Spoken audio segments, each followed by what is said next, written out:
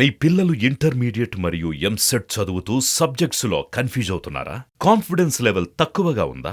Repeated mistakes చేస్తున్నారా? అయితే మీకోసమే ఉంది Rise app. 1 lakh question bank, performance analysis, online classes by experts, ఇంకా మరెన్నో ఫీచర్స్ తో మీ ముందుకొచ్చింది Rise the perfect guide. Description లో ఉన్న లింకును ఉపయోగించి సబ్స్క్రైబ్ అవ్వండి. నమస్తే, వెల్కమ్ టు అవర్ ఛానల్. నేను మీ సిరి. కాళేశ్వరం ప్రాజెక్ట్, ఈ ప్రాజెక్ట్ పేరు వినంగానే అంటే గెలిచే పార్టీ ఓడిపోయే పరిస్థితి వచ్చింది. ఓడిపోయే పార్టీని ఇప్పుడు ప్రభుత్వంగా మార్చేసింది. సో అంటే ఏదైతే కాళేశ్వరం ప్రాజెక్ట్ అనేది అసెంబ్లీ ఎన్నికల్లో అయితే దాని ప్రభావం చూపెట్టింది, అదే కాళేశ్వరం ప్రాజెక్ట్ ఇప్పుడు పార్లమెంట్ ఎన్నికలపైన కూడా ప్రభావం చూపిస్తుందా లేదా, అసలు ఏంటి అవినీతి జరిగిందని ఒక ప్రభుత్వం అంటే ఒక పార్టీ అంటుంటే అసలు అవినీతి జరగలేదని ఇంకో పార్టీ అంటుంది. ఈ అంశాన్ని చర్చించడానికి మనతో పాటు ఉన్నారు డివిఎస్ గారు. నమస్కారం సార్. నమస్తే సార్. ఏంటంటే మన కాళేశ్వరం ప్రాజెక్ట్, తెలంగాణ అంటేనే కాళేశ్వరం ప్రాజెక్ట్ అని చూపించేలాగా చేస్తామని చెప్పేసి కేసీఆర్ ప్రభుత్వం అంటే గత ప్రభుత్వం చెప్పింది. చాలా గొప్పది ప్రాజెక్ట్ అని మాట్లాడారు. కానీ ఇప్పుడు కాంగ్రెస్ వాళ్ళు చూస్తున్నట్టయితే ఫెయిల్యూర్ ప్రాజెక్ట్ అని మాట్లాడుతున్నారు. మనం అట్లనే చూసినట్టయితే అసెంబ్లీ ఎన్నికల మీద దీని ప్రభావం అయితే చాలా పడింది. చాలామంది దీన్ని చూపెట్టే వాళ్ళు గెలవడానికి ఆస్కారం కలిగింది. సో ఇప్పుడు అదే ఈ పార్లమెంట్ ఎన్నికల పైన కూడా అదే ప్రభావం పడే అవకాశం ఉందంటారా లేదంటారా? కాళేశ్వరం ప్రాజెక్టు అదే గెలిపించే అజెండాగా బీఆర్ఎస్ భావించింది. రైట్. కానీ ఎన్నికల ముందు కాళేశ్వరం ప్రాజెక్టు కుంగింది. బీఆర్ఎస్ కూడా కుంగింది. కాంగ్రెస్ గెలుపుకి అదే కీలకమైంది. అసెంబ్లీ ఎన్నికలను ఏ విధంగా అయితే కాంగ్రెస్ కాళేశ్వరం ప్రభావితం చేసిందో అదేవిధంగా రేపటి పార్లమెంట్ ఎన్నికల్లో కూడా కాళేశ్వరం ప్రకంపనలు కనిపిస్తుందా? కాళేశ్వరం ప్రాజెక్టులో జరిగినట్టు అవినీతి పైన రేవంత్ రెడ్డి ప్రభుత్వం జ్యుడిషియల్ ఎంక్వైరీకి ఆదేశించింది. అక్కడ మొన్న ఇచ్చినటువంటి పవర్ పాయింట్ ప్రజెంటేషన్లో కూడా ఆ ఈఎన్సీ ఏం చెప్పారు, ఈ మంత్రుల బృందానికి 3 అంశాల్లో తప్పిదం చూపించారు. 1 ప్లానింగ్, 2 డిజైను, 3 క్వాలిటీ.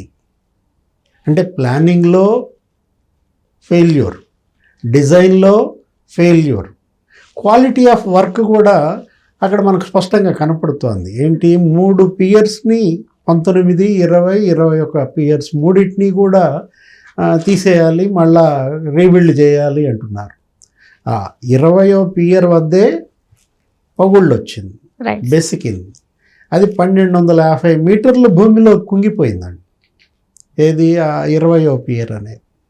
అందుకని దాని ముందుది దాని వెనకది కూడా తీసేస్తున్నారు. అంటే అది ఎక్కడ లక్ష్మీ బ్యారేజ్లో జరిగింది. అదే కాదు, ఇంకా యువతలో కూడా జరిగింది కదా డ్యామేజింగ్. ఏది, అన్నారం బొంగబడింది, ఇంకా సుందేళ్ళు ఉంది, ఇంకా దాని దగ్గరికి ఇంకా పోలా. వీళ్ళందరూ కూడా చూడాలా. ఇప్పుడు ఏంటంటే 1,20,000 కోట్ల ప్రాజెక్ట్ అది. దానికి సిడబ్ల్యూసి లోన్కి ఎంత అనుమతి ఇచ్చింది? 80,000 కోట్లకు అనుమతి తీసుకున్నారు. 80,000 కోట్ల లోన్కి అనుమతి ఇస్తే వీళ్ళు అప్పు ఎంత తెచ్చారు? దగ్గర 96,000 కోట్లు అప్పు తెచ్చారు. ఇచ్చిందేమో 80,000 కోట్లకి, వీళ్ళు చేసిందేమో 96,000 కోట్లు.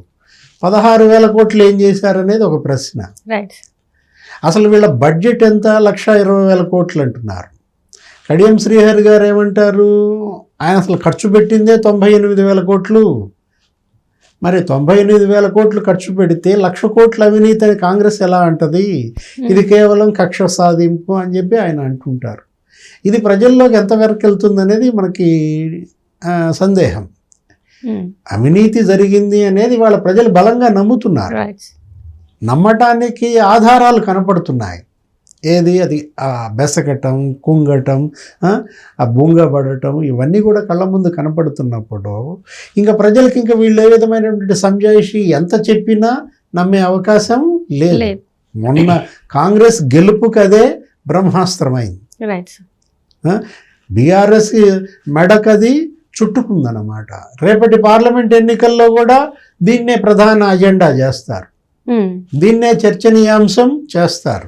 ఈ ఎంక్వైరీ పెట్టడం, ఈ మంత్రుల బృందం వెళ్ళడం. మొన్న అసెంబ్లీలో ముఖ్యమంత్రి రేవంత్ రెడ్డి గారు చెప్పారు, ఏమని, ఎమ్మెల్యేలందరినీ కూడా తీసుకెళ్ళి చూపిస్తాను అంటే అప్పుడు ఈ కవిత ఏమన్నారు, ఎమ్మెల్యేలను తీసుకెళ్ళి చూపించడం ఎందుకు, అక్కడ తీసుకెళ్లాల్సింది నిపుణుల కమిటీని. రైట్. నిపుణుల కమిటీని తీసుకెళ్ళి ఎక్కడ లోపం జరిగిందో వాళ్ళకి ఇచ్చి ఆ లోపాన్ని నివారించడం కదా చేయాల్సింది. మంత్రులు వెళ్ళటం ఎందుకు, ఎమ్మెల్యేలు వెళ్ళటం ఎందుకు అంటారు. దానికి వాళ్ళు ఏమంటారు, అసలు మీరు దీన్నో టూరిస్ట్ స్పాట్ చేశారు, రైతులందరినీ మీరే తీసుకెళ్ళి చూపించారు, మీరేదో ఊడబొడిచామని చెప్పారు కదా. అది ప్రజల ముందు బట్టబయలు చేయటం కోసం, బీఆర్ఎస్ యొక్క అవినీతిని ప్రజల్లోకి బలంగా తీసుకెళ్లటం కోసం బ్రహ్మాస్త్రంగా కాళేశ్వరాన్ని కాంగ్రెస్ వాడుకుంటాను. అంటే నిన్న చూసినట్టయితే 5 మంత్రి బృందం అయితే వెళ్ళింది, కాళేశ్వరానికి వెళ్ళి సందర్శించడం జరిగింది అని కూడా మనకు తెలిసిందే. సో దీని నెక్స్ట్ స్టెప్ ఎలా ఉండబోతుంది సార్? వాళ్ళు స్పష్టంగా చెప్తున్నారు. ఉత్తమ్ కుమార్ రెడ్డి నిన్న బృందానికి నాయకత్వం వహించినటువంటి వెళ్ళింది ఎవరెవరు, పొంగులేటి శ్రీనివాస్ రెడ్డి, బట్ ఈయన మన ఎవరు పొన్నం ప్రభాకర్, శ్రీధర్ బాబు, వీళ్ళందరూ వెళ్ళి చూసినప్పుడు ఉత్తమ్ కుమార్ రెడ్డి ఏమంటున్నాడు, 19 లక్షల ఎకరాల ఆయకట్టుకు స్థిరీకరణ దాని లక్ష్యం ఇవ్వాలి. కానీ వీళ్ళు ఎన్ని ఎకరాలకు ఇచ్చారు నీళ్లు? 98,000 ఎకరాలకి నీళ్లు పారించారు. అంటే 98,000 ఎకరాలకు నీళ్లు ఇవ్వడానికి వీళ్ళు పెట్టిన ఖర్చు ఎంత? కడియం శ్రీహరి గారి లెక్క ప్రకారం చూస్తేనే 98,000 కోట్లు. 98,000 కోట్లు ఖర్చు పెట్టి 98,000 ఎకరాలకి నీళ్ళు ఇస్తారంటే ఇక వాళ్ళు అది పెద్ద హాస్యాస్పదం కదా. అంటే ఎకరానికి నీళ్ళు ఇవ్వడానికి ₹1 కోటి ఖర్చు పెడతారా? అసలు ఎకరం భూమి ఖరీదంత, దానికి నీళ్ళు ఇవ్వటానికి ₹1 కోటి ఖర్చు. అంటే అక్కడే వాళ్ళ ప్రజల్లో తీవ్రమైనటువంటి అలజడి కలుగుతోంది. 98,000 ఎకరాలకి నీళ్ళు ఇవ్వటం కోసం 98,000 కోట్లు బూడిదలో పోశారు, గోదాట్లో కలిపేశారు. ఇక్కడ ఇందులో ఎంత చేతులు మారాయి, ఎంత అవినీతి జరిగింది, అసలు ఎక్కడెక్కడ ఏ స్థాయిలో అవినీతి అక్కడ మేట వేసింది అనేది అంతా కూడా ఈ ఎంక్వైరీలో కానీ తెలియదు. జ్యుడిషియల్ ఎంక్వైరీ వేయాలి, దానికి లెటర్ రాస్తారు ముఖ్యమంత్రి గారు ఇవాళ రేపు హైకోర్టు చీఫ్ జస్టిస్కి. ఏమని, సిట్టింగ్ జడ్జిని ఎవరినన్నా మాకు కేటాయించండి అని అడుగుతారు. సిట్టింగ్ జడ్జిలు అందుబాటులో కనుక లేకపోతే రిటైర్డ్ జడ్జిని కేటాయించమని అడగాల. అప్పుడు ఆ తర్వాత ఆ కమిషను, దానికి ఎంక్వైరీ, వీటన్నిటికీ వీళ్ళు హాజరవ్వాలి. అప్పటి ముఖ్యమంత్రిగా కేసీఆర్ ఎంక్వైరీ కమిషన్ ముందు హాజరవుతాడా? అప్పటి నీటిపారుదల శాఖ భారీ మన హరీష్ రావు వెళ్తాడా? వాళ్ళు ఇచ్చే సమాధానాలు, ఆ తర్వాత వాళ్ళు వేసే ప్రశ్నలు, ఆ లొసుగులన్నీ బయటకు రావటం, ఇదంతా బృహత్తర సమయం పడుతుంది. చాలా భగీరథ ప్రయత్నం అన్నమాట. అంటే సార్, ఒకవేళ ఇన్ కేస్ వాళ్ళు చేసింది అవినీతి అని ఒకవేళ బయటపడింది అనుకోండి, ఎలాంటి చర్యలు, అంటే జ్యుడిషియల్ ఎంక్వైరీ అయిన తర్వాత వాళ్ళని జస్టిస్ ముందు నిలిచిపెట్టిన తర్వాత ఒకవేళ అవినీతి జరిగిందని తెలిస్తే వీళ్ళకి ఎలాంటి శిక్షలు పడే అవకాశం ఉంది? భారతదేశం ఇది అప్పుడప్పుడే ఏమి సాధ్యం కాదు. ఏది చాలా కొన్ని ఏళ్ల తరబడి ఇవి నానుతూనే ఉంటాయి. ఇప్పుడు జగన్మోహన్ రెడ్డి కేసులు ఉన్నాయి, ఇప్పటికేమైనా జరిగిందా?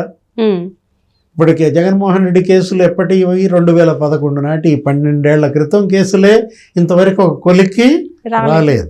లాలూ ప్రసాద్ యాదవ్ కేసు ఏమైంది? దాణా కుంభకోణం, అది ఎప్పుడు కేసు?